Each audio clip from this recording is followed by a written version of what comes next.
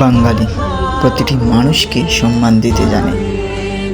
যখন সে সম্মানের কাজ করে যায়, তার প্রতিটি কাজকে মাথায় তুলে নাচে।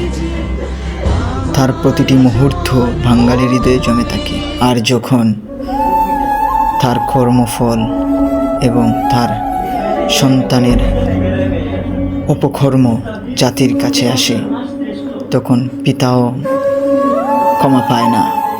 এই জাতি, বাঙালি বীরের জাতি, অপমান করতেও কুণ্ঠিত বোধ করে না। তাই এ থেকে শিক্ষা গ্রহণ করুন। আপনারা যদি নিজে অপদস্থ হন, সাথে পিতামাতাকে নিয়েও অপদস্থ হতে হয়। আজ বাঙালি একজন গর্বিত পুরুষকে অপমান করছে।